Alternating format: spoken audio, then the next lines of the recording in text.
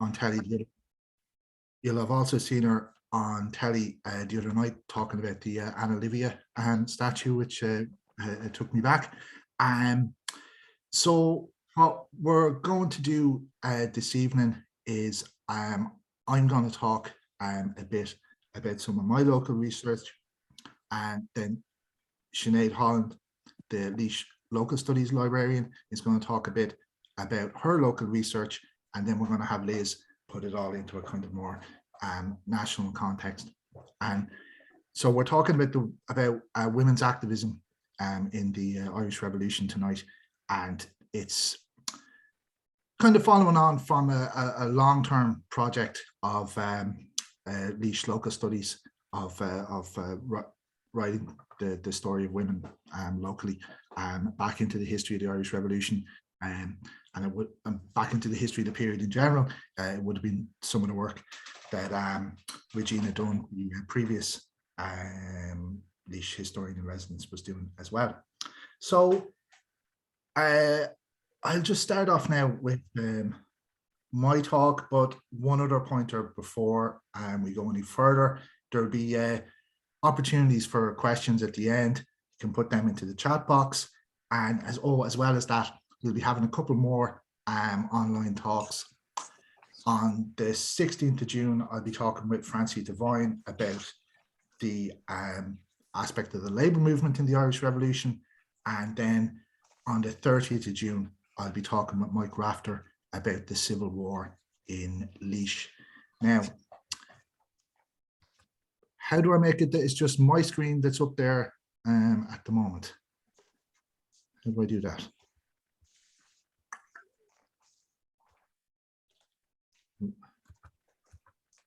You go to share screen, Terry, you should be able to share your share screen. Share screen should be there at the bottom. Yeah.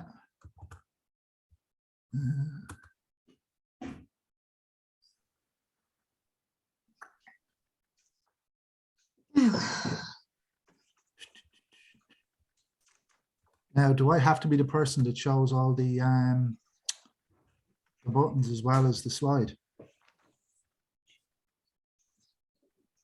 If you just go to slideshow, Terry, then your full screen will come up and you'll just be able to forward it and click forward to go on to your next slides.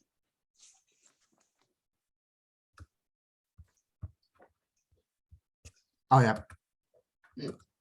Grant. Sorry about that, folks. Teething problems. This is actually the first time I've ever done a talk online on Zoom. I'm a bit behind the times. So what I'm going to do is I'm going to talk a bit about Kathleen Muldowney, first of all, and I'm going to talk about then other places where you find in the labour movement and the period. Now, I'm not 100% sure that Kathleen Muldowney was the first woman to stand for local election in Laois, but I am sure that she was the first woman to stand for election to Maryborough Town Commission. And what you see there on the screen is a little snippet from the newspaper The Voice of Labour announcing who the Labour candidates are going to be in the 1920 urban local elections. So you have, and you'll see as well that they're classified by union, they're designated by union. So you see Kathleen Muldowney is there for the INTO, the Irish National Teachers Organisation. Now they're described as Labour candidates, but they're actually, there wasn't a Labour Party as such then. There was a shared programme and a party whip, but the candidates would have been nominated by the unions. So you'll see them in the newspaper is described as nominated by Labour organisations and plural. And confusingly, you'll also see Labour candidates described as Sinn Féiners, yeah, because it was that they were also supporting national self-determination for Ireland. So yeah, you have Kathleen Muldowney there for the INTO. You've got a Healy from the IAWU, which I think is the Irish Agricultural Workers Union, which was a very short-lived national union that was merged into the Transport Union. You have Archie Heron for the Transport Union, G. Lacey for the National Union of Railwaymen, And McAvoy there was transport union as well. I wrote a little article about him. He was sent to prison shortly after the election, actually, in connection with the motor permits dispute. So this was the first election on a national scale using the PR system.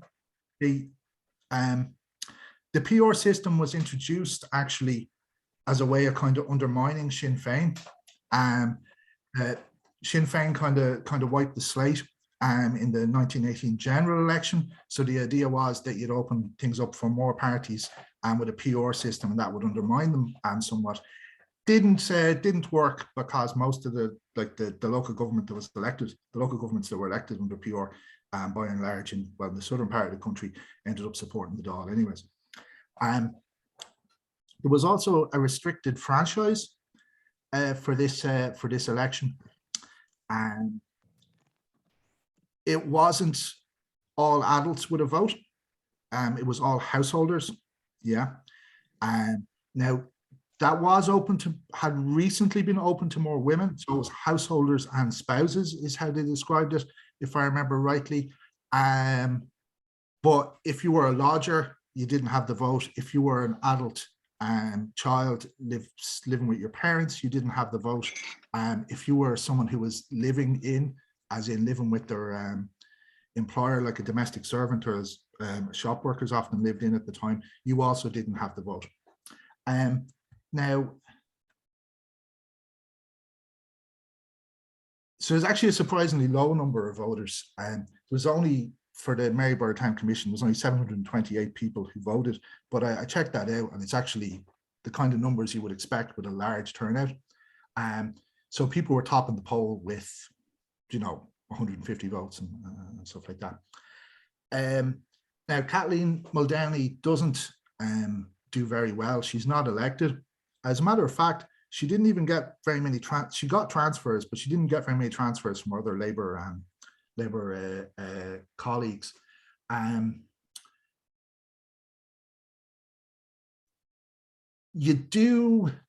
There are, in some of the other nearby towns, there are some women elected. There's some women elected in Carlow. And the other, another thing was quite curious to me looking at this election was you got some unionists elected. And you didn't have a unionist elected for Maryborough. There was an independent candidate that might have soaked up the unionist vote, but there was unionists elected in both Athy and in Carlow. Now, as I was saying there, Kathleen Muldowney belonged to the Irish National Teachers Organisation, and in terms of which was one of the main unions that had women involved in it, and women involved in it at leadership level. Now, I should say, I have a picture of a little book there on the slide as well. It's just put that in as a plug. It's a book I'm editing, but it's also should be out before Christmas. It's also the case that I'm drawing on a lot of the information in that book in a chapter written by Teresa Moriarty as regards women's involvement in the trade union movement. So you would have had women involved in the Irish National Teachers Organisation and in the Association of Secondary Teachers in Ireland. Now, so if you look at the names there, you've got organisation and association, yeah. So they wouldn't have actually seen themselves as unions up until this point, but at this moment of radicalisation in 1918 is when they started to see themselves as unions and affiliate to the broader trade union movement. As well as teaching, retail work was another area that would have had significant female wage employment. And in the Irish Union of Distributive Workers, which is now Mandate, you would have had women involved at leadership level in that as well, including, I always call her Sissy Cahalane, but apparently her friends just called her Cahalane. And I wrote a wee article for Laois Local Studies website as well about her her coming to Laois and giving a talk in the June 1922 for the first election in the Free State.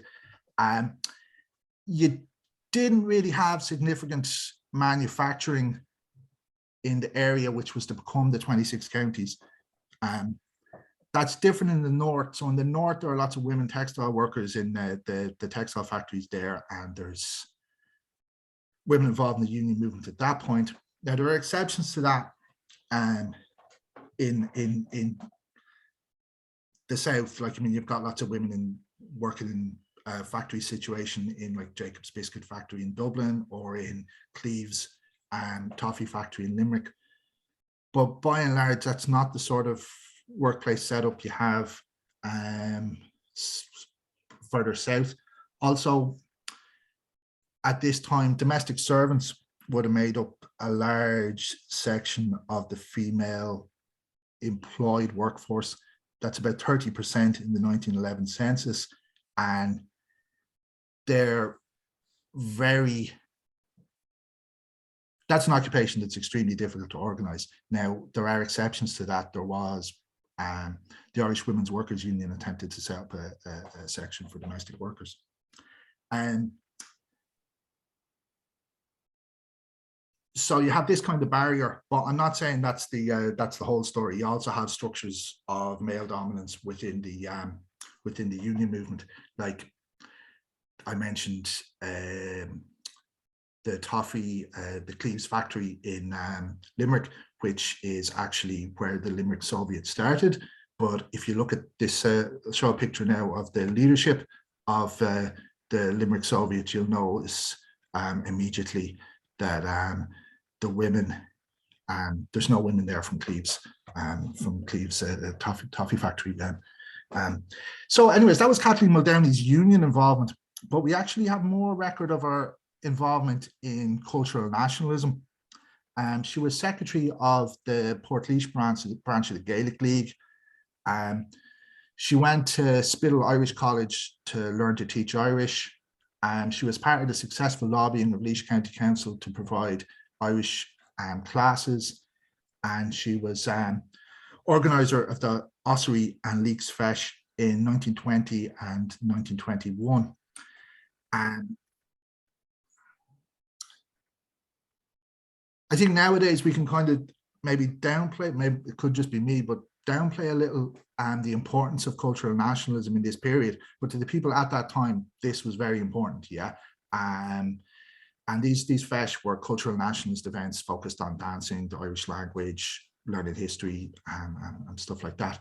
And after 1922, I don't know where Kathleen Muldowney went or where she ended up. She was quite prominent for those 2 years, 3 years, 1920, 1921, 1922.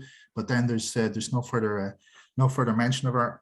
I haven't found her in the genealogy site to have access to, anyways, either. But I'd say she was very young at this time. She was only 23 in 1922. She would have been doing this as a young woman.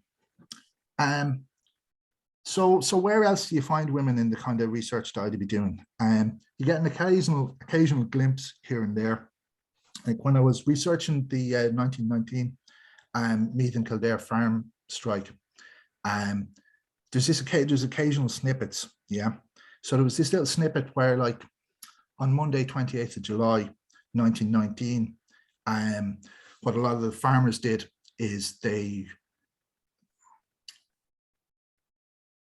rumor went around that it's the way it's presented anyways, that the strike didn't apply to women, yeah. So farmers went around and hired a lot of women to start carrying out work on struck farms, including the one of the farmers that did this was Minches, the people that owned the malt barley processing in Athy and Portlaoise and lots of other places. They did this in their farm just outside Athy. And what they were hiring women to do was, I have a wee picture of it here now, was thinning. That's a picture is actually from England from the 40s. That's thin and beat, and they hired the women to thin turnips, but it's the same process. Quite a kind of difficult and nasty work where you're crawling on the ground all day putting out plants. This was justified on the basis that the women weeding, yeah, which is seemingly the same as thinning, was always women's work, yeah. And so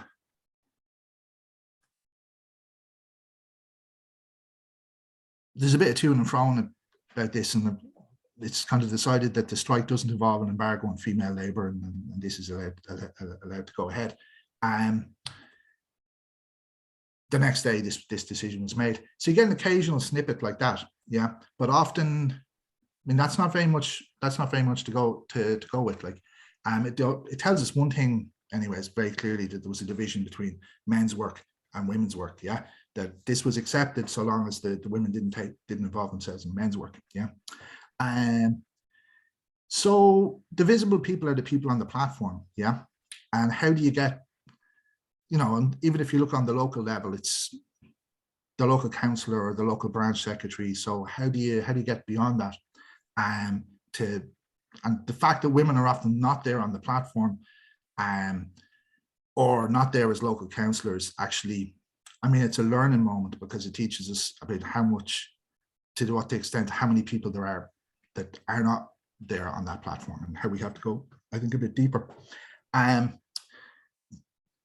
So I thought a bit about how to get to them invisible women, and one way of this I was thinking about was asking where in the economy was women's work, yeah, and so where outside of the wage employment that I've already talked about, yeah. So I'm working through this with the concept of entangled labour. Now, bear with me for a minute with this. And now, entangled labour is the idea that, okay, you have wage labour, but you have to have all sorts of other labour for that wage labour to happen. Now, first off, you have to have subsistence labour. So a lot of the time when you be talking about this, people will be thinking about housework, but I'm actually talking about something broader than that. Yeah. So in subsistence labour, you'd also have the raising of crops and animals that is specifically for home consumption as opposed to sale. So that's one part of entangled labour. But then you also have petty trade, which opens up another income stream for the family. Yeah. And the significance of where I'm going with this is an awful lot of that work is gendered as female. Yeah. Now, and I'm not just talking about what we think of as housework today, though that's part of it. I'm also talking about like raising poultry or pigs or milking a cow and so on. So I'd say that women start to become more visible when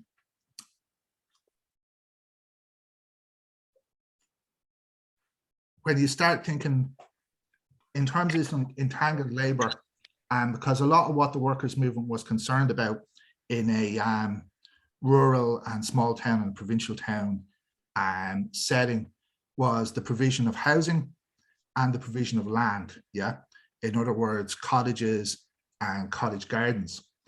And actually, these issues would have loomed as large as the wage. Now, in the world of the wage, women were definitely playing second fiddle to men. Yeah, but not if you look at things from the perspective of entangled labour. So these demands for better housing and for cottage gardens or expanded cottage gardens were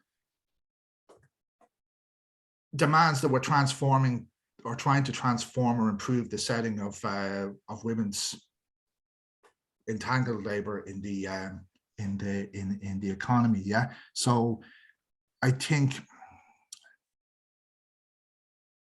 women start to become more visible with that perspective, I think. And I just have another little slide with that. So on one side there, you've got the rural council cottages that were being developed at this time. It's a little earlier than the revolution as well, but this was like a key demand for rural and small town workers. One of the ones in the middle there on the left-hand side, middle left-hand side is from Abbey Leaks, and on the bottom right-hand side is from Roscrea. That's it's Roscrea, but it's actually in Laois, just over the border. And so I think this demand for housing and this demand for cottage gardens had a lot to do with entangled labour in women's lives, and I want to develop more where you can see individual people and individual voices in that. And the other thing I noticed when I started looking at stuff to do with the committee, the County Committee of Agriculture, which was part of the local government, but a kind of forerunner of Teagasc, to do with like supporting agricultural production. You would expect a lot of it to be about beef and barley, but a lot of what they were supporting was actually poultry, pigs, butter making, and a lot of that kind of yard production and petty trade that again is often gendered as female. So I'll just finish up with referring to the other picture on the slide there, which is Balnakill in Balnakill National School in 1916, and that's horticultural education in the primary schools. Interesting thing about that is that it seemed to be very particular to Laois, Carlow and Kildare. Those were the counties with the strongest emphasis on this horticultural education. So what was encompassed by agriculture then was a lot broader than what we might think of as now, and a lot of it was seen as traditionally female. So I've probably gone over time, so I'll shut up now and I'll put you over to Sinead. Thanks for listening, folks.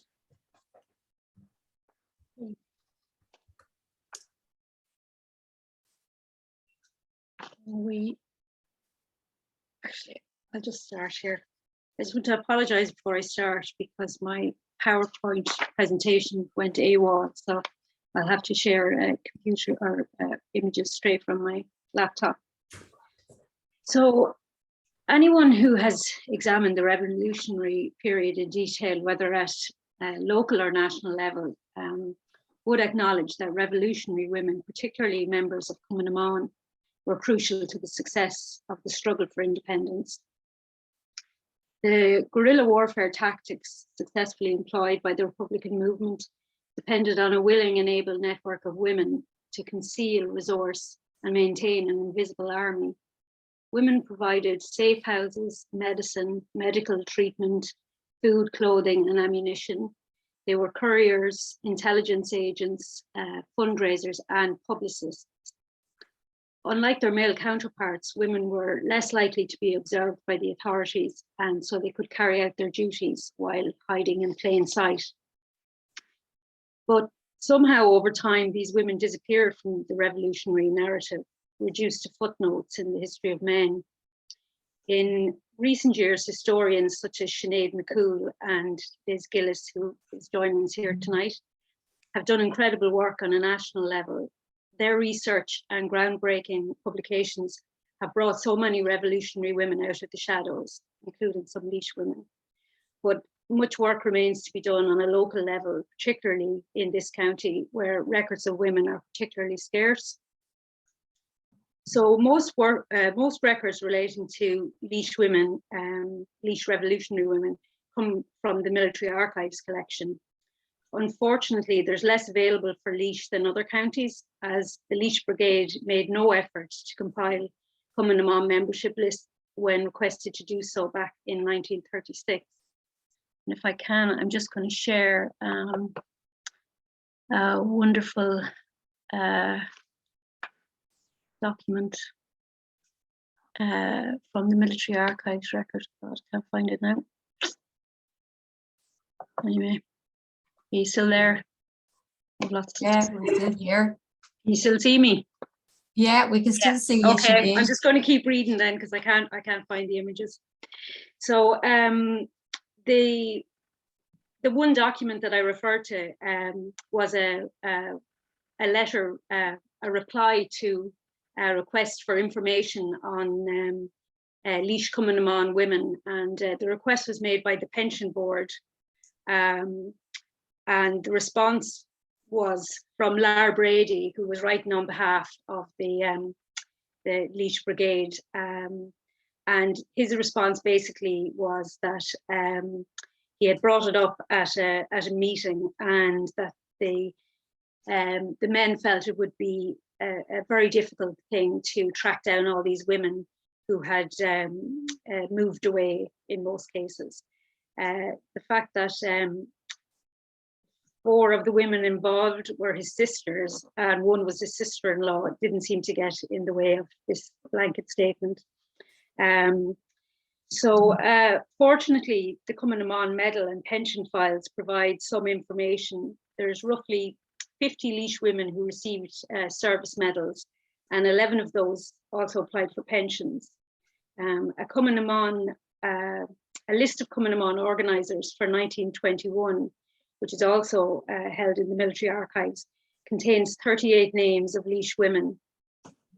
Of that number, only 1 appears, I think, in the medal and pension files. So this highlights how many committed women didn't apply for medals or pensions, and as a result have gone undocumented. There are many reasons for this lack of engagement on the part of women, but I think that's a topic that deserves a talk in itself, and I'm not going to get into that now. The earliest reference I found to Cumann in Laois was a report in the Nationalist and Leinster Times on the 15th of August 1914. It's an account of a meeting held to form a branch of Cumann in Maryborough, which is now known as Port Laois. We're told in the report that about 100 women were present, including Mrs. Coote, and the meeting was led by Mrs. Kinsella, who, from my own research, I think was probably the wife of Dr. Kinsella, who was then based in the town. This meeting had a strong home rule and medical presence. Mrs. P.J. Mean was elected secretary. She would have been the wife of local home rule MP. And Dr. Blaney and Dr. O'Connell attended and advised on first aid training. So the meeting took place after the start of the First World War, but before the Redmondite split in the volunteers. So Miss Dease, who was a daughter of a former MP for Queen's County, who was then deceased, Edmund Dease, he would have been a home ruler as well. She asked if medical aid could be extended to members of the local British Army regiments that were based locally. So the response of the President, Mrs. Kinsella, was very, very clear. And she stated that the branch was intended for the volunteers alone and not for the purpose of helping the men mentioned by Miss Dease. So how this branch developed in the following years doesn't appear to be documented, or at least I didn't find anything anyway. But we're told in a newspaper report on the 1966 commemoration that Jane Starkey was responsible for rebuilding local Cumann branches after the 1916 rising. It's likely that most of the women in the 1914 group followed the nationalist volunteers, and that a more revolutionary organisation was restructured by Mrs. Starkey later after the rising. So Jane Starkey didn't apply for a service medal or pension, so little is known of her activities. She was matron of Maryborough Mental Hospital for 20 years, and in 1916, she was a retired widow in her 50s. She certainly didn't match the stereotype of the Cumann girl who was a daughter, sister, or sweetheart of a Republican activist. As a former matron, she was very much part of the higher order locally, and throughout her later life, she appears in various newspaper reports, sitting on charity boards alongside members of the landed gentry. Despite this, her obituary published in 1953 in the local newspaper is adamant that she took an active part in the independence movement and was a staunch nationalist all her life. However, it also claims that she was president of first local branch of Cumann, which we know from the earlier report is not exactly accurate. So one of the earliest accounts of revolutionary women in Laois relates to the Brady sisters of Lawler's Mills. That is Mary, Bridget, Kathleen and Nora. Unlike Mrs. Starkey, they were young ancestors of IRA men. The sisters came from a family steeped in agitation for generations and were as committed as either of their brothers, Lawrence and Tom. The sisters are mentioned in Laois statements made to the Bureau of Military History. They're mentioned in the statement of their brother Lar and also some of the other men. Interestingly, their brother barely mentions their role in providing a safe house, concealing arms and acting as scouts. This Lara Brady is the same man who submitted the response to the pension board that I mentioned earlier, saying that they wouldn't be able to track any of these women down. It's actually in the statement of another Laois man, James Ramsbottom, that the Brady sisters' contribution is highlighted and praised. So in his statement, Ramsbottom says, throughout this period of our location at Laois Mills, the four sisters of volunteers, Lawrence and Thomas Brady, gave us some valuable assistance, carrying messages, keeping watch for enemy activities, as well as cooking our food, often at late hours of the night when circumstances compelled us to remain abroad. They entered fully into the spirit of the occasion and were undeterred by the possibility of an attack being made on their home in the event of our presence having been detected. So none of the Brady sisters made statements or applied for service medals or pensions. So again, the full details of their activities are not recorded. May, the eldest Brady sister, married Daniel Conroy of Tunnislee in 1917 and had 2 children. And tragically, she died just 3 years later. We know that Bridget Brady was prominent in Laois Cumann, as her name appears on that 1921 list of organisers that I mentioned earlier. According to Lil Conlon, who wrote the earliest history of Cumann back in the late 60s, Bridget Brady was arrested on the 9th of June 1921. So Conlon states that she was court-martialed for being in possession of a document of an illegal organisation and also keeping ammunition. So Lara Brady, her brother, actually confirms this in his statement. In 1922, Bridget married her late sister's husband and remained in Clonaslee for the rest of her life. So again, she wasn't so far away from her brother and could have been included in a Cumann list for Laois. Kathleen, the third sister, worked as a teacher and she moved to Paris where she died in the 1960s. And then Nora, the youngest sister, actually remained at home in Laois Mills, as did Lar. So that's interesting that he couldn't have at least provided her address to the pension board, given that her address was his address. The pension files provide the best accounts of the role played by Cumann in Laois. The application of Mary Dunne is a good example. So Mary was attached to C Company, the 2nd Battalion of the Laois Brigade, and was based in Mountmellick.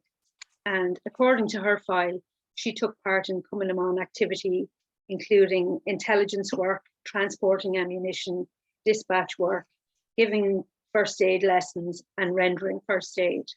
So Mary was a trained nurse and her pension application provides a lot of detail on her medical activity and her assistance in that capacity. Now, she took the pro-treaty side in the Civil War and was promoted intelligence officer of the National Army. She received a pension for her service, although she wasn't awarded a pension for all the years that she applied for. And that particular lady died in Mountmellick in 1969, And I'd just like to mention at this point that there was a lot of women from Mountmellick involved in Cumann, and Bernadette Dunne from Mountmellick has initiated a project to try to gather information on these and other Cumann women in Laois. So she's actually organising an exhibition which will be in Mountmellick Library at the beginning of July. I think it's the 5th of July, but if you keep an eye on the local papers or the local studies website, you'll get further information closer to the time. So very different from Mary Dunne's application is an application from Mary O'Neill, who would have been better known as Mrs. Dundon of Maryborough. Mary O'Neill was very young, just out of school, when she joined the local branch of Cumann. She lived on the ridge, the beginning of the Ridge Road in Portlaoise. So she was perfectly located to provide aid and assistance to Republican inmates in the nearby prison. In her application, she says that she cooked food provided by the Prisoners Relief Fund, and delivered meals to prisoners 3 times a day, which was a huge commitment. She used her visits to carry dispatches in and out, providing an important communication link between prisoners and their comrades at large. She also smuggled in a revolver, which she baked in a cake to aid in a planned escape. And when this plan went awry, she even managed to smuggle the revolver back out. So she was taking big chances back in the day. Getting the revolver back out of the cell that it was hidden in would have saved somebody a lot of trouble in the prison. She took the anti-treaty side in the Civil War, and in that period she also smuggled tools into the prison to facilitate another escape.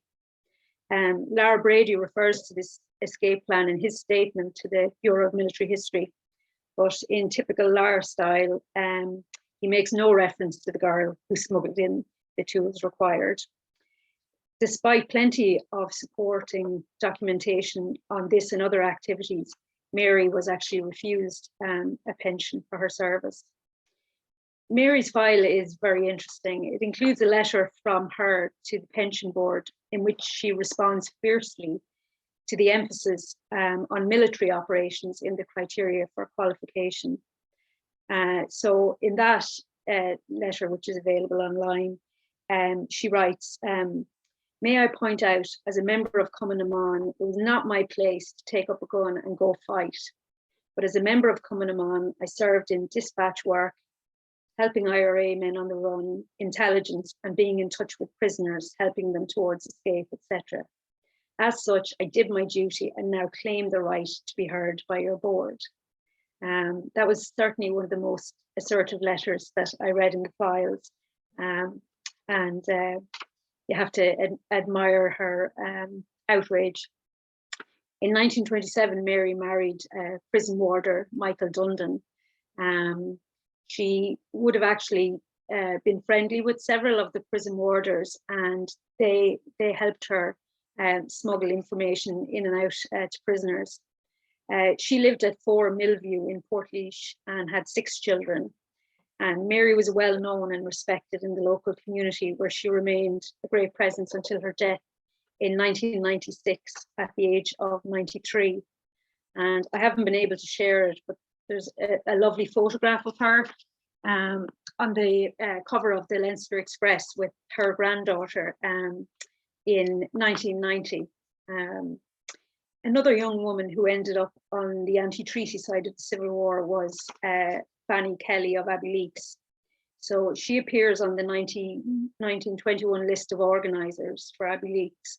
And we know from Michael Rafter's brilliant book, The Quiet County, that she was the only woman, as far as we know, the only Laois woman who was in prison during the Civil War. Like many of her female compatriots, Fanny didn't apply for a service medal or pension, so details of her activities are underreported. However, letters she wrote while imprisoned are preserved in the Cumann jail archives.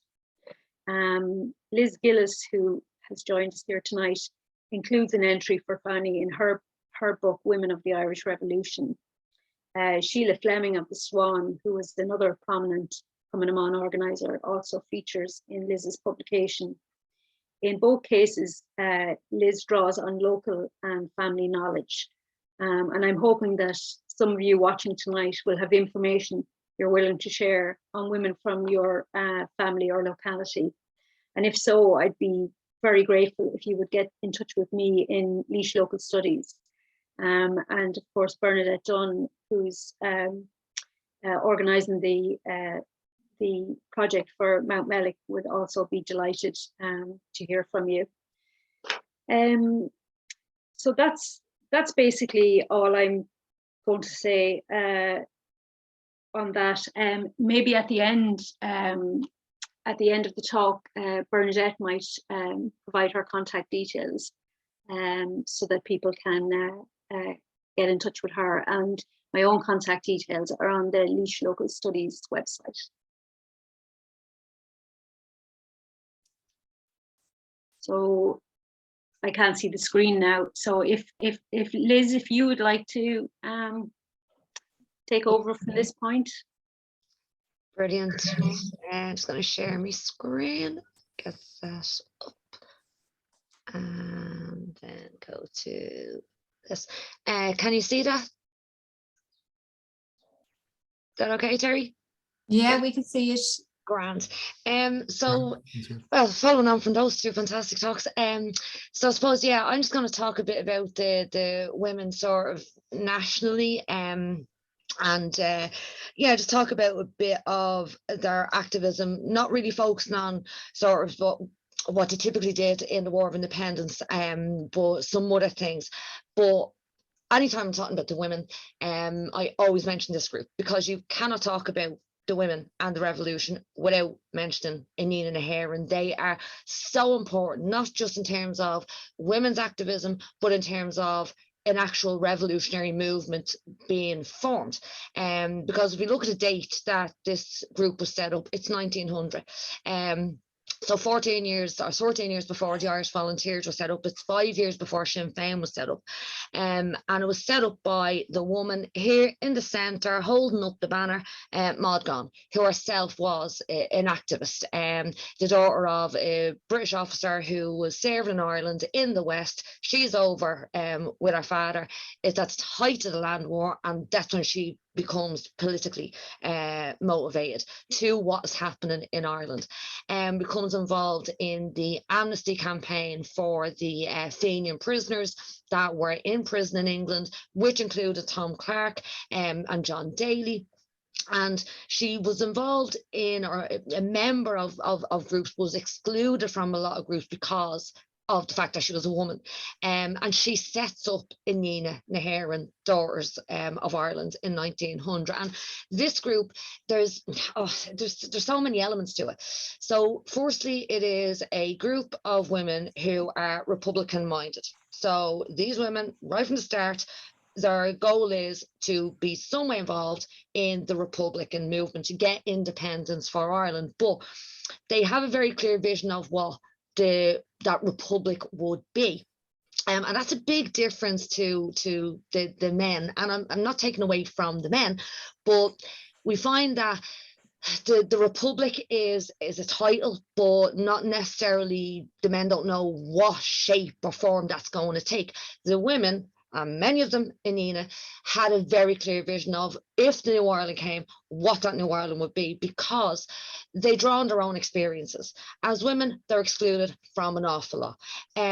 But Inina drew together women from different class backgrounds. So you have working class women, you have women from the upper classes, and they're all coming together. A sense of social justice is something that also connects these women. It's not just about getting a republic or freedom for Ireland. And these women are doing real solid work on the ground.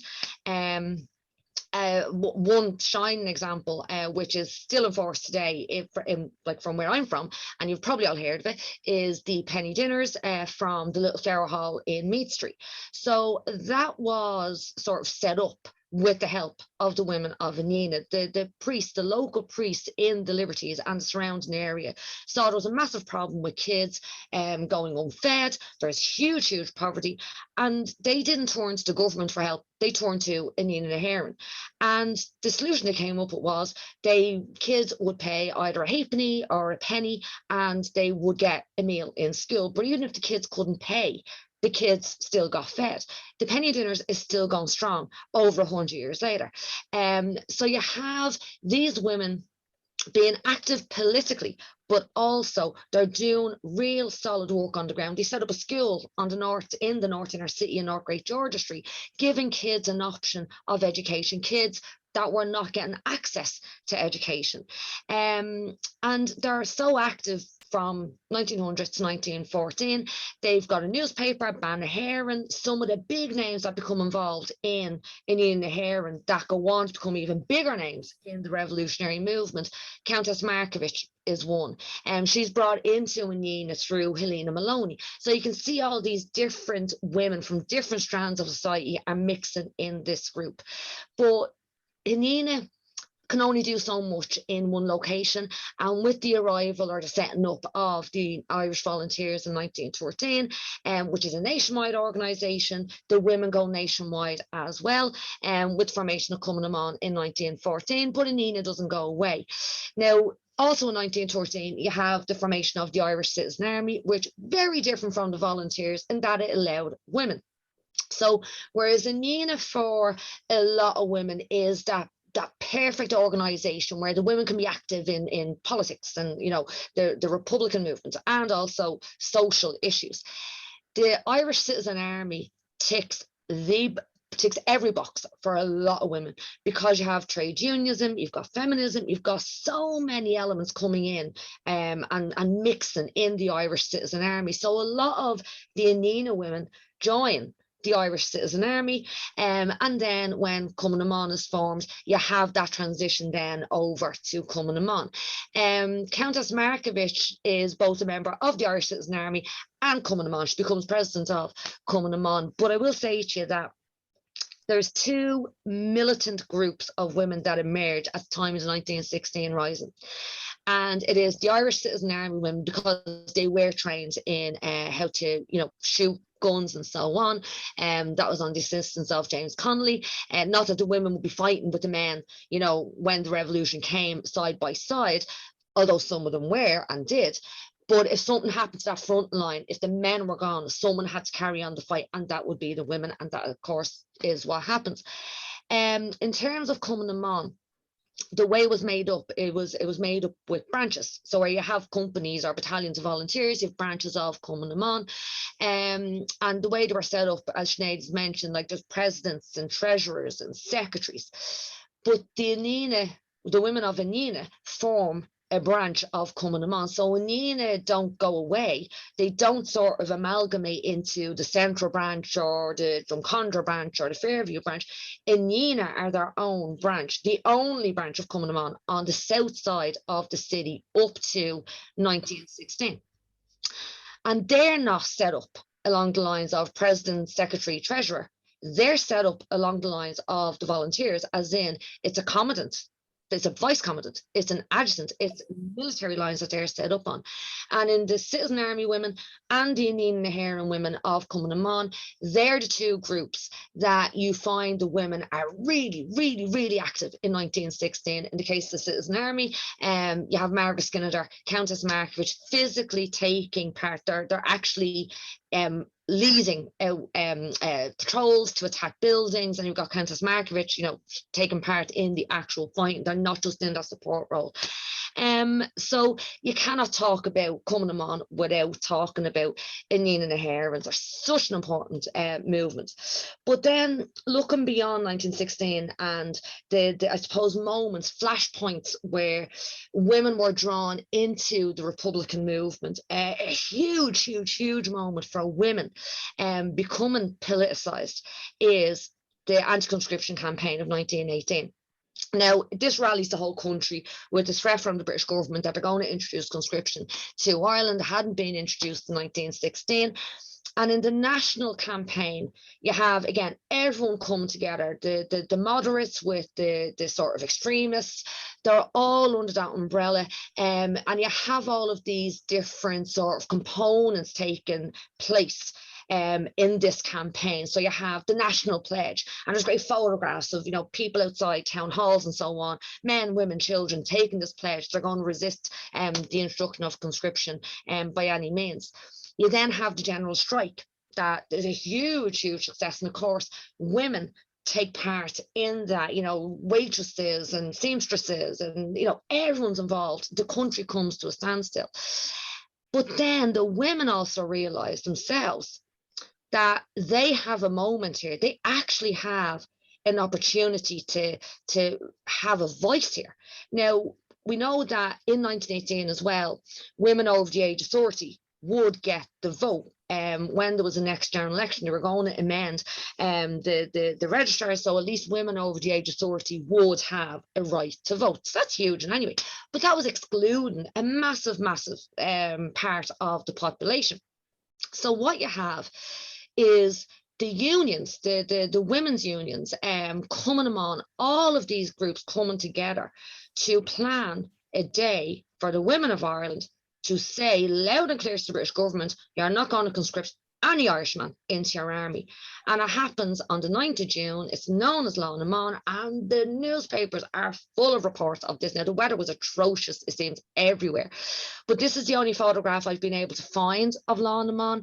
Now, this is actually of the women, most likely members of the Inine branch of Cumann, taking part, marching on their way to City Hall, which was the focal point in Dublin, where the women were going to sign their pledge, which differed from the national pledge, which basically says, you know, we'll resist conscription by any means.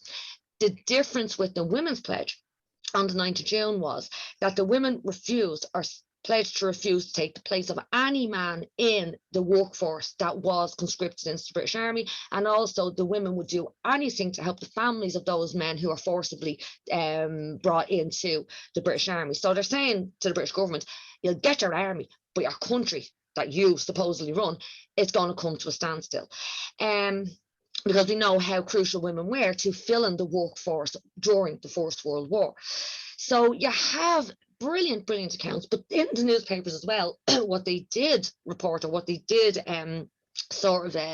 give details of, was the organisation. So in the week leading up to the 9th of June, you have all these announcements that the women are going to meet in this village, at this location, here, there, everywhere. But then you have the arrangement for Dublin, and you could see, look at the groups that are involved in organising Laois. Although it becomes dominated by Cumann, because they are the ones, and especially the Inine women, are the ones that specifically mention Laois in their pension files.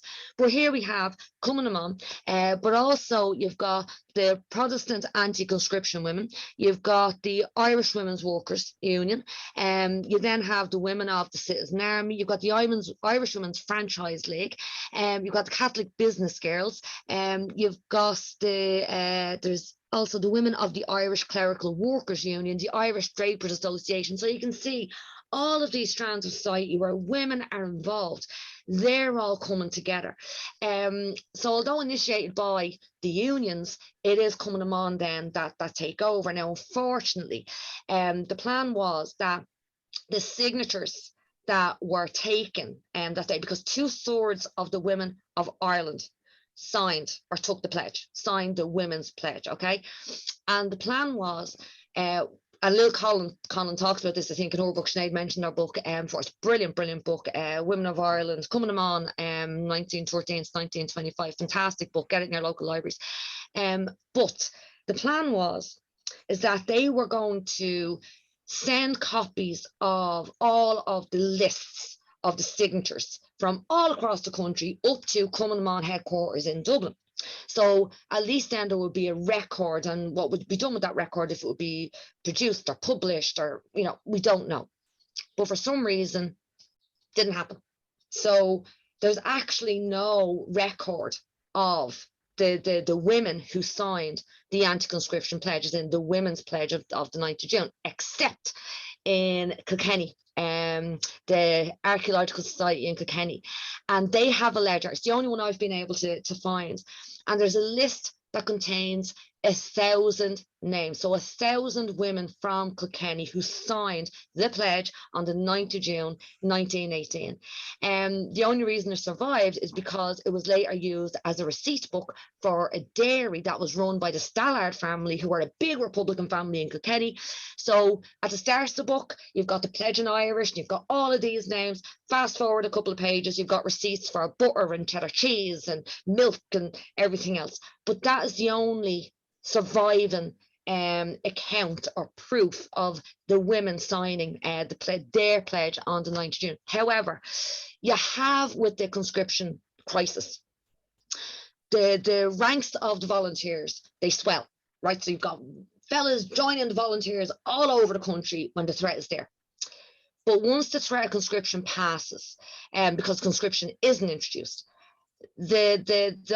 those who join the IRA or the volunteers, they then leave, right? So you're left with that nucleus of hardcore, you know, diehard Republicans. The opposite happens with the women. After Laois and Ireland, you see branches of Cumann being set up all over the country. And it was also brilliant is that in villages across Ireland, villages that probably contain maybe 100 people, 150 people, on Laois and Ireland, 300 women signed that pledge in those little villages all across Ireland. And they're all documented, they're all reported in the newspapers. It's brilliant. So Laois and Ireland is a moment for politicization of young women that become then involved in the Republican movement, in the revolutionary movement, and are so dedicated to that movement. As I said, the opposite happens with the men. They join for a while, and then once the threat is gone, they leave. So it shows who's dedicated there. And then with the success of the 1918 general election, where Sinn Féin wiped the board, you then have Sinn Féin going for the local elections, which take place in 1920, as Terry has talked about. And in that election, because that's where real power was, 42 women were elected to the local councils, the rural district councils, because you've got the elections in January, which are then followed by more elections in June. It's an opportunity that is sort of finally Sinn Féin do, take it, because they missed out on an opportunity in 1918 by only putting 2 women forward for election. They should have put women like Kathleen Clark, seen in this photograph. She thought she was going to be put forward for election in 1918. She was a great organizer. She kept everything together after 1916. But you've only got Countess Markievicz and Winifred Carney being put up for election. Countess Markievicz, of course, is elected, tops the polls. But Sinn Féin should have and could have put more women forward in 1918. They don't, but the changes by 1920. So you do have 42 women. Now, not all Republican, as Terry has talked about it. He's mentioned that Unionist women were also elected. But also prior to the 1920 election, you do have women like Kathleen Clark that are being nominated and accepted onto the local councils and the corporations and so on. So again, you have them taking over control. But it's a huge success for women. I suppose that 42 of them are elected to the local boards and so on. In terms of what sort of the women were doing, what they were involved in, you've got women sitting as judges on the Republican courts, Kathleen Clark being one of them, because totally undermining the British government. You have the IRA, you have the Republican police forces set up, but then you have that civil administration, the courts, they set up the courts, the people go to the courts, and some of the judges are the women that had been elected. And Kathleen Clark, just to give her a mention, because it is the 50th anniversary of her death this year, and she was just some woman. But she's one of those 42 women that are elected. And going beyond that, again, I suppose Sinn Féin, they actually more women, they do stand then in the 1921 general election. So you have 6 women being elected to the Dáil when the 1921 elections take place. Now, I'll sort of go back to that in a second. But just to name or show you a couple of other women that were elected to the local councils, district boards and so on in 1920. We've got Mrs. Pearce, of course, the mother of William and Patrick, who'd been executed in 1916. Alice Cashel, she's in Galway. She's the chairman, I think, of Galway Council. Now, she was such an active Republican and very, very efficient at their jobs in the councils and so on. So very capable women. And also we have women like Lily Connolly, the widow of James Connolly. I think she was involved in the Republican courts, had something to do with that. So you have these women being involved in all of that very, very important work. It's an underground government that is taking shape, and the women are involved that way. But then, of course, we come to the treaty that was signed in December 1921. And of course, Sinn Féin splits and women were members of Sinn Féin. The IRA splits on the issue of the treaty. And of course, Cumann, they split on the treaty as well. Now, the 6 women that had been elected to Dáil Éireann, every single one of them opposed the treaty. We've got 4 of them here. So the photograph just on my left. So Kathleen Clark, we've got Countess Markovich, and we have Kate O'Callaghan, who was the widow of the former mayor of Limerick, Michael O'Callaghan, who had been murdered in front of her by the Crown forces a couple of months before the truce. I think it was March 1921. And of course, Mrs. Pearce. Then you have Ada English was the other woman, and of course Mary McSweeney, the sister of Terence McSweeney. So all of the women reject the treaty. Now, if you look at the Dáil debates, and I would, if you haven't read the Dáil debates, they're available on the oireachtas.ie website. They are fascinating. They're heartbreaking to read, because you can see literally in front of you the relationships are breaking down. But a feature of the debates and what has been said after is that the women were emotional, the women were irrational, the women were rattling the bones of the dead. Read the speeches, because everyone was emotional at that time, and you've got just as many men calling and speaking for the dead of 1916 as the women. Now, Mrs. Pearce, she says that I cannot vote for this treaty because my sons would haunt me. Countess Markovich doesn't mention anyone. She just talks about the work that she did and why she cannot accept the treaty. Kathleen Clark talks about Tom in 1916 because a male TD talks about 1916. So that whole, accusation of the women being emotional, it is wrong, because everyone was emotional. But when it comes to the actual split, then, of course, Cumann on, you've got pro-treaty Cumann on, anti-treaty Cumann on, and the photograph on my right there, that is some members of the Cumann women who were pro-treaty in Cork, because a lot of women, you do have that massive split in Cork, that you did have that divide between Mary McSweeney on the anti-treaty side, Lil Conlon, the Conlon sisters on the pro-treaty side. So what the pro-treaty Cumann, they become known as Cumann Saoirse, or Cumann Searchers, as the anti-treaty women would call them, because they do take part in the Civil War. They are the searchers.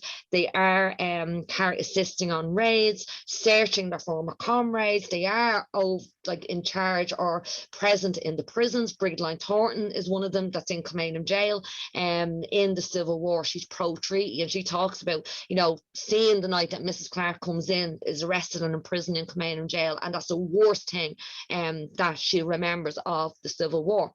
So you have that split. So, and an interesting thing, I just don't want to sort of go over time, but a really interesting thing is that the Constitution, the Free State Constitution of 1922, in it, the franchise was extended. So women over the age of 21 got the right to vote.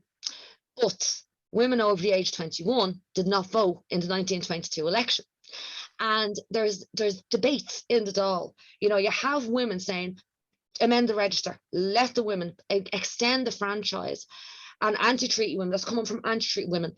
The pro-treaty women did not support the anti-treaty women's motion to extend the franchise in that election, because there was maybe the thought that, well, all of these women, if they do get the vote, they're going to vote against the treaty. Now, whether it would have made a difference, we don't know.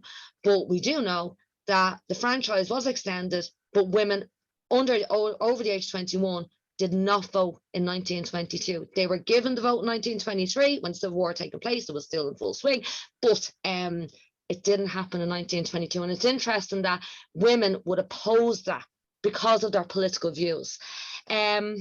So, of course, the Civil War affects everyone. And you do have then women like Kathleen Clark, anti-treaty women, working alongside women who took the pro-treaty side, like Jenny Wise Power. They become members of the Senate in the 1920s. And although they had been enemies during the Civil War, the women do come back when you've got issues that are really affecting women. They put aside their differences and they rally together. And there's some examples here. You've got like the nurses and midwives pension bill that Kathleen Clark spoke about, because pensions were being given to nurses, but nurses that were attached to hospitals. But the nurses who were not attached to hospitals, so those midwives that were going around and, carrying on their business and, delivering babies safely, but weren't attached to hospitals, were not entitled to a pension. And Kathleen Clark saw to get those women that remuneration, that that sort of security that they've devoted their lives to this, yet because they're not associated with a hospital, that they're being denied what should be theirs.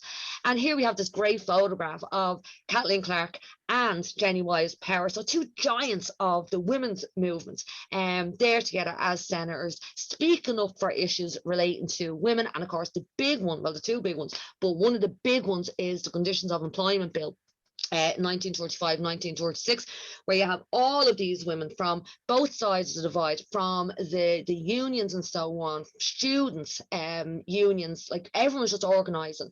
Hannah Sheehy Skeffington, Kathleen Clark, Jenny Wise Power, all these big names coming together to try to stop the sort of the chipping away of women's rights, what eventually culminates in the 1937 Constitution. And the Conditions of Employment Bill, you know, it said that women were taking the jobs of men. And Kathleen Clark, again, read her Dáil debates or Senate debates, they're brilliant. She's so witty. And just this bit highlighted, it was like, you know, what jobs are the women taking? She's asking the senator to specify, to give exact details of what the jobs are that women are taking from men. Now, if it's the scrubbing of floors, let the men have them, but it's not those jobs. And it's like, if men want to raise babies, brilliant. If they can do it as well as women, grand, go for it. But you have those efforts by the women coming together. Unfortunately, the opposition was too strong, and the Conditions of Employment Bill went through, and then it is followed by the 1937 Constitution. Unfortunately, we do have women being the losers when it comes to the New Ireland. So the ideas of the proclamation are not realised, and that's something that women hold so dear. But despite being sort of excluded from big politics, the women continued to work on the ground. They made a difference where it really mattered. So where they began, I suppose, is bringing a full circle. The women had that very clear vision of the New Ireland. They never gave up on that vision. And although they were sort of held back in certain aspects, they still continue to make a huge difference, a real difference to ordinary people's lives. Just a couple of examples here. Kathleen Lynn, while she's on the run in 1918, 1919, she with Madeleine French Mullen, Kathleen Clark and so on, set up St. Ulstan's Children's Hospital, the first children's hospital in the country. Because who was fighting for kids' lives? No one. Kathleen Lynn and all of these women, they set up that hospital. She insisted that all of the nurses, that the women that became nurses, got fully qualified. Many of them had fought with her in City Hall in 1916. They become her nurses. Their daughters become the nurses in St. Ulstan's Hospital. So I've met people who are alive because they were treated. That facility was there in St. Ulstan's, set up by Kathleen Lynn. Margaret Skinner gets shot in 1916. She was a school teacher, becomes president of the INTO, fights for equal pay or better pay for unmarried male teachers and married female teachers. Educating kids, making a huge difference, a real difference. Leslie Price set up a charity to get orphan kids during the Second World War, to give them safety, to give them housing, to get them out of the chaos that was happening across Europe, setting that up, involved with Goethe, involved with the Red Cross. Kathleen Clark sets up the Irish White Cross, and then sets up the Irish branch of the Red Cross. So although they're excluded from big politics, the women, that activism, that vision of a new Ireland never left them, and they did make a huge difference. And they're just amazing women that never, ever, ever gave up. Thanks very much.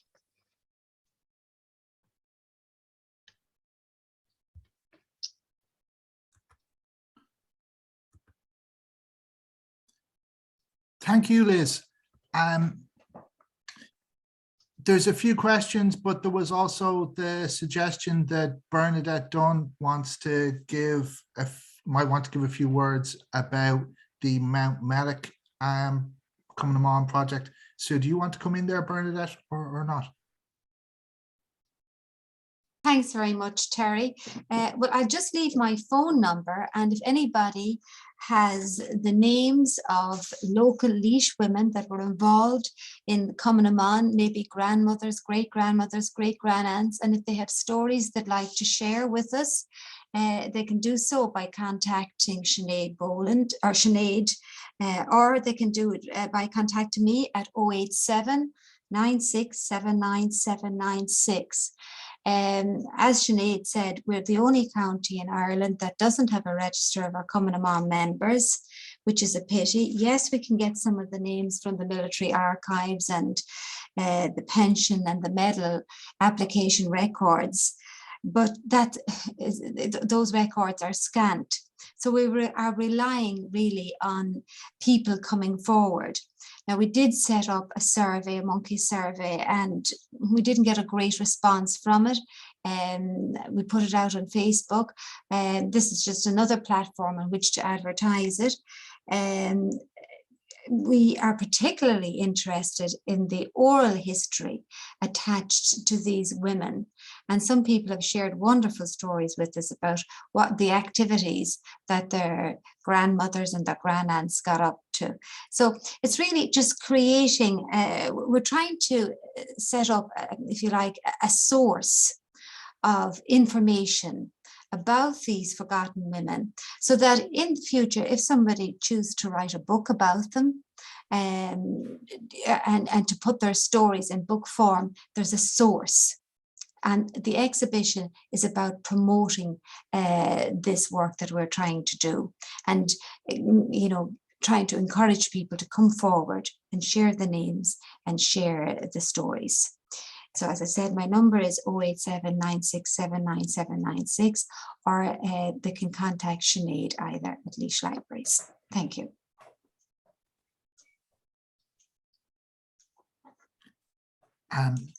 Sorry, did you get that? Yeah. Yeah, sorry. I just realized I had my video on. I apologize. Okay. But anyway, there's a voice in the wilderness there speaking. Sorry. Thanks, Bernadette. There's just a couple of questions here, so if anyone wants to get in with a question, now's your opportunity. And the questions came in early on, and I'll just read them out, and they're actually questions for me, so I'll try to answer them as well. And as I say, while I'm answering them and reading them out, if anyone else wants to come in with a question, please do. So the first one is, given the role of women in the anti-conscription campaign in 1918, is it not surprising that any trade union would exclude women members and leave the way open for employers to circumvent the union when it came to strikes? I'm guessing that's in reference to what I was saying about the incident involving thinning turnips, and that apparently being women's work, and so not being covered by the strike in 1919. I kind of just mentioned that as a kind of just an example of the occasional kind of glimpse that you get, where you have a picture of women's involvement. In other instances, women were being brought into the strike, like with there was a tobacco processing facility in Meath, whose owner also had a farm, and the women who worked in that tobacco processing facility were brought into the strike rather than excluded from it. I know it's a kind of bizarre thing that Ireland grew tobacco, but this is actually true.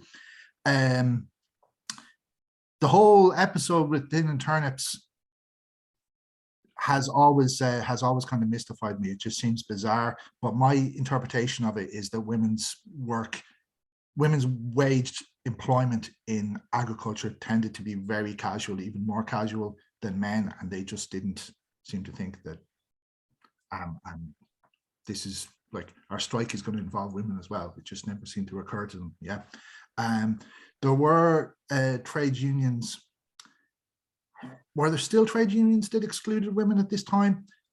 Possibly the likes of printers unions and the likes of that, but don't quote me on that. But a lot of the kind of more craft unions that would have existed before the likes of the transport union or new unionism in the 1880s, they were all about being exclusive and being kind of, you might also say, almost kind of elitist. So yeah, they would exclude women. They would exclude other people as well. But I don't think the Transport Union was really doing that in the Kildare instance. Part of the whole turnip thing was as well that the strike was almost finished, and they wanted the turnip crop protected because they knew they were going to finish the strike, and then they'd be working on it in harvesting it in a month's time. Okay, so that's way too much on thinning turnips for any one night. And another question, which is also for me, is read the allotment scheme. Was there any link to Horace Plunkett and Professor David Houston pushing the co-op and allotment agenda? Well, the good point about that question is that the fact that we're doing this online allowed me to look it up to possibly answer it. I can say that David Houston was involved in the horticultural education for schools, yeah. But with this allotment stuff, there's an urban context to it, and there's actually a chapter on it written by Mary Forrest, whose work I was looking up to maybe answer this question in that book I'm editing, Spirit of Revolution. But the idea that farm workers would have land and cottage gardens and better housing, like that as a demand, goes back to the 19th century. In fact, the earliest demand that I've seen to do with improved housing and cottage gardens coming from farm workers is from the 1830s, so a long time before the cooperative movement. Now there's a few questions for Liz there. To make it handier, Liz, are you able to see that yourself? Maybe you want to read them out? Yeah, Terry. So Kieran, what vision of a future republic did the rank and file of Cumann have? It was the proclamation. So you have when the proclamation is read out, I suppose it puts into words that idea that the women of Inina, the women of the Citizen Army had.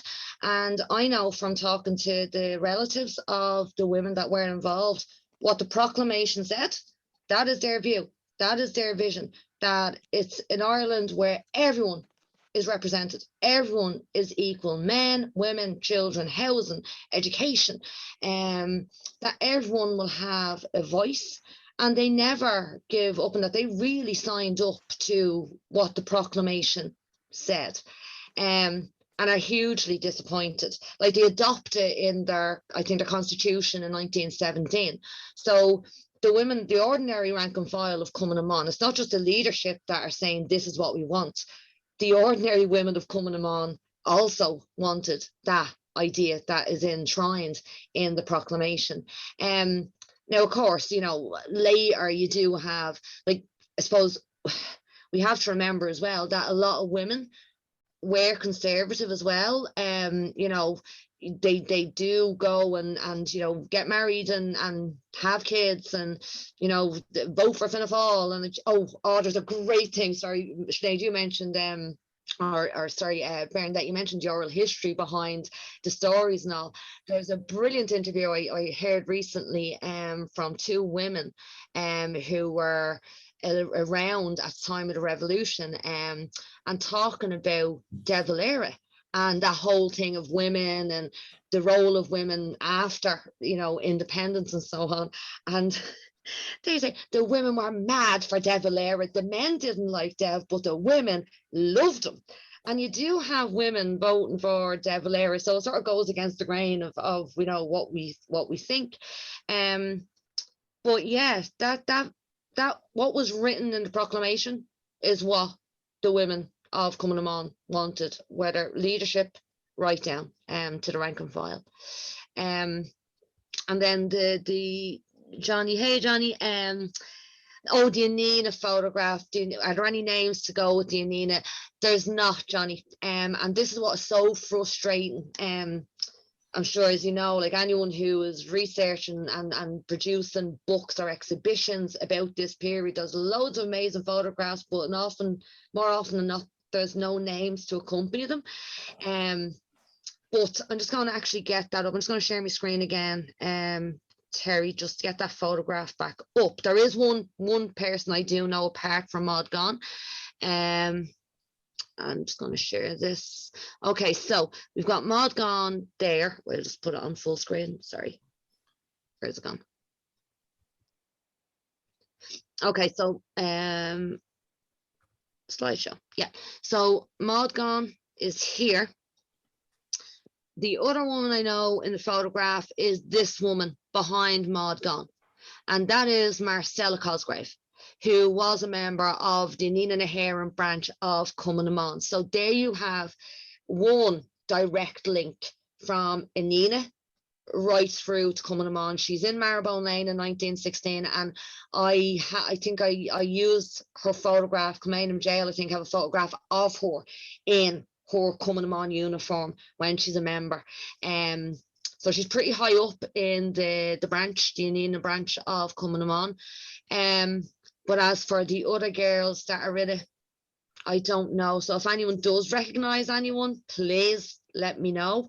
But yeah, that's one of the difficulties, that they just, a lot of the times they didn't write down who is actually in the photograph. And then there's another great couple of photographs National Library have of the women, the school that they set up. So the teachers with their pupils in North Great Georgia Street, and they don't even identify who the teachers are.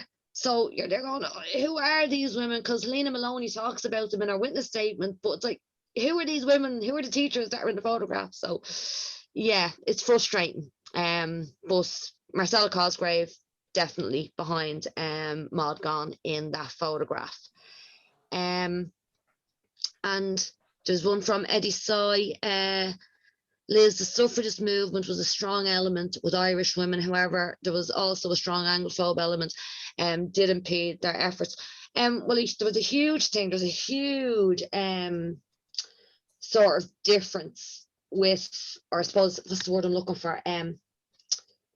With Nina Naharan and Cumann, and certainly with Nina, it's about national freedom first, personal freedom second. And you have that clash between the suffragists, the suffragettes, and the Nina women and Cumann, the Citizen Army, because those who were involved in the Nina and Cumann, a lot of them believed that it was not the right of a foreign king to grant women the right to vote. That was an Irish government that should do that. So we get national freedom first, personal freedom second, whereas of course the suffragists is, and the suffragettes is, it's personal freedom first. So you do have those differences there, but you do have a crossover. So the likes of Hannah Sheehy Skeffington and the women of the IWFL, so not necessarily the suffragists like the earlier pioneers of that movement, but women of the IWFL, they very much support Cumann, and you see that in the 1918 election. You see they're involved with Laois, they're there.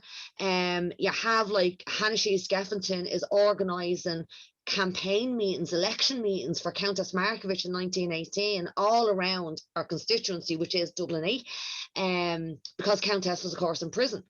So you do have them having different ideas, but coming together and supporting each other in that way.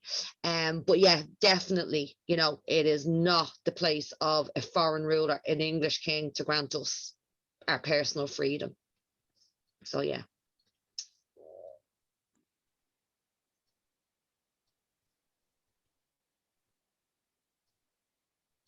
I think that's it for me, Terry. Yeah. Yeah, I'll wrap up now. But there was one other thing I came across when I was looking at Kathleen Muldowney. It wasn't again until the 1980s that a woman was elected to local government in Laois, which is pretty stark if you think about it.